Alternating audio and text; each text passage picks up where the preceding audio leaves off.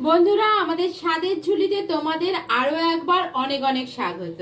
আজকে তোমাদের করে দেখাবো ঝিঙের জল বড়া রেসিপি। তো তার জন্য অবশ্যই ঝিঙে তো লাগবেই, আর বড়া করার জন্য লাগবে মটর ডাল।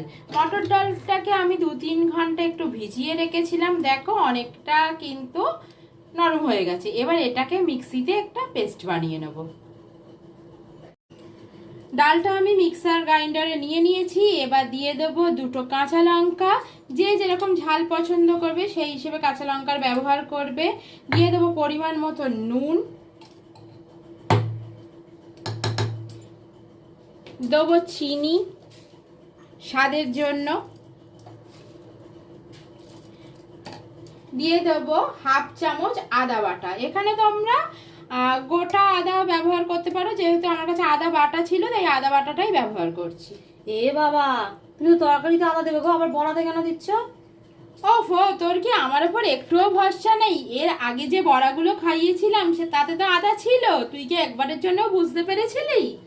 না, বুঝতে পারিনি। তুমি তো আমার এই বড়া কথা না আদা দাও। অবশ্যই দিই, টেস্ট ভালো আনতে গেলে কিন্তু কিছু কিছু জিনিস তো ফলো করতেই হবে। আচ্ছা, এবার এটা মিক্সিতে ঘুরিয়ে পেস্ট করে নেবো, তাই তো? একদম।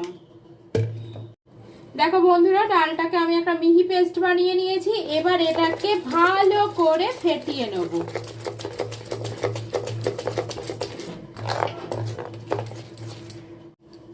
খুব ভালোভাবে ফেটানো হয়ে গেছে। এখানে পেস্টটাকে তোমরা মিক্সিতে বাটো বা শিলনোড়ায় বাটো, এটা কিন্তু অবশ্যই হাত দিয়ে বা চামচের সাহায্যে কিন্তু ভালো করে ফেটিয়ে নিতেই হবে।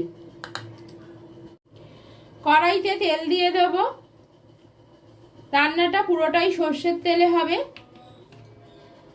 তেল গরম হয়ে গেছে। এবার ফোড়নে দিয়ে দেব কালো জিরে, দেবো কুচি করে রাখা কাঁচা লঙ্কা, দিয়ে দেবো আদা বাটা। খুব ভালো করে সব কটাকে একসাথে ভেজে নেব।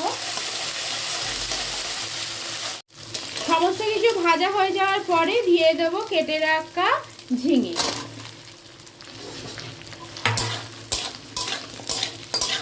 দেবো সামান্য হলুদ গুঁড়ো, এটা অপশনাল, তোমরা চাইলে দিতে পারো, না চাইলে কিন্তু হলুদ গুঁড়োটা নাও দিতে পারো, কিন্তু আমি একটু কালারের জন্য দিয়েছি হলুদটা। বাবা, হলুদ না দিলে তো সাদা সাদা দেখতে লাগবে দিদি ভাই। ওহো, এর মধ্যে যে জিনিস দুটো লাস্টে পড়বে সেই দুটো দিলে কিন্তু সাদা সাদা তরকারিও কোনো অসুবিধে হয় না। এই বাবা, লাস্টে তুমি যে দুটো জিনিস দেবে সেটা তাহলে দেখানো হয়নি তো বন্ধুদের। দাঁড়া দাঁড়া, সবকিছু এত তাড়াতাড়ি দেখিয়ে দিলে কি করে হবে? দেখাচ্ছি একটু পরে। আচ্ছা, স্টেপ বাই স্টেপ তুমি বলবে, তাই তো? অবশ্যই। মশলার সাথে খুব ভালোভাবে ঝিঙেটাকে ভাজা হয়ে গেছে। এবার দিয়ে দেবো পরিমাণ মতো গরম জল। হ্যাঁ, তোমরা কিন্তু সব রান্নাতেই গরম জলই ব্যবহার করো, তাহলে রান্নার স্বাদ ভালো হয়, দিদি ভাই বলেছে। দেখেছো, আমার এই কথাটা তো মানলো, নালে কোনো কথাই মানতে চায় না, দিতেই দিচ্ছে না, ভুলিয়েই দিচ্ছে। এবার দিয়ে দেবো পরিমাণ মতো নুন। কি কাণ্ডটা করতাম দেখ, নুন মিষ্টিটা যদি না দিতাম তাহলে কি হতো? না না, তুমি ওটা ঠিক মনে করে দিতে। আসলে আমার প্রশ্নটা মনে এলো, তাই ভাবলাম একটু জিজ্ঞাসাই করে নি। পরিমাণ মতো নুন দেওয়ার পরে দিয়ে দেবো স্বাদের জন্য চিনি। চিনিটা কিন্তু অবশ্যই দেবে। ঝোলটা ফুটে গেছে। এবার এর মধ্যে দিয়ে দেবো বেটে রাখা ডালগুলোকে। তোমরা এটা হাতের সাহায্যেও দিতে পারো বা চামচ দিয়েও দিতে পারো, যেটা তোমাদের সুবিধে সেটাই করবে। কি সুন্দর দেখতে লাগছে বন্ধুরা, তোমরা কিন্তু অবশ্যই ঘরে এটা ট্রাই করো।